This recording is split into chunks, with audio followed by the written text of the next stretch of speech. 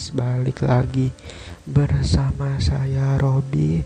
So pada video kali ini Robi akan memberikan sebuah video singkat ya guys ya, bagaimana cara mengatur default apps di Windows 10 ya guys ya.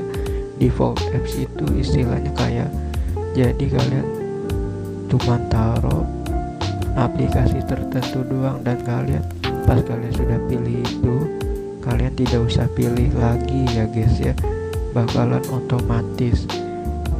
Bagaimana cara mengatur default apps?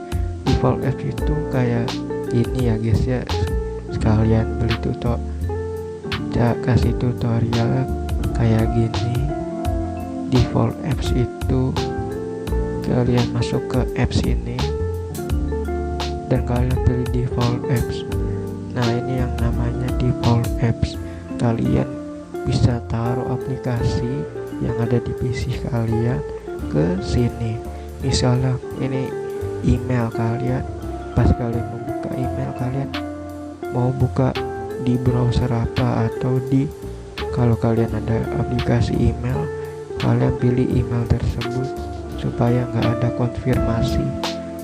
Pilih atau buka aplikasi yang mana, bakalan otomatis. Di sini juga ada maps. Kalian kalau ada aplikasi tersendiri bisa kalian masukin. Di sini saya sudah men-setting dan tidak ada lagi. Kalau musik player ini adalah pemutar musik. Kalau kalian ada aplikasi lain selain ini, kalian bisa taruh, jadi kalian muter musik bakalan otomatis. Di sini ada Windows Media Player, ini default Windows 10, dan VLC ini saya download dan saya pilih VLC. Dan foto, pas kalian membuka foto, kalian bisa pilih aplikasi foto kalian, dan kalian pilih aplikasi yang bisa membuka foto. Kalau misalnya foto atau aplikasi tersebut error, kalian bisa cari aplikasi yang lainnya yang sama. Itu fungsinya default apps.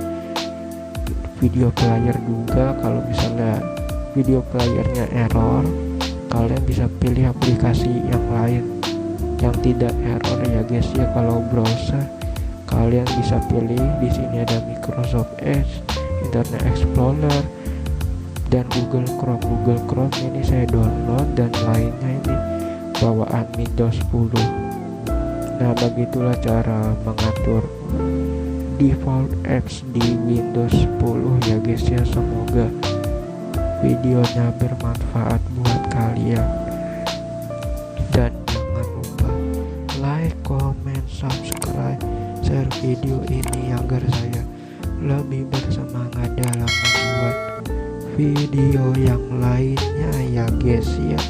Terakhir, nama saya Robi, dan sampai jumpa di video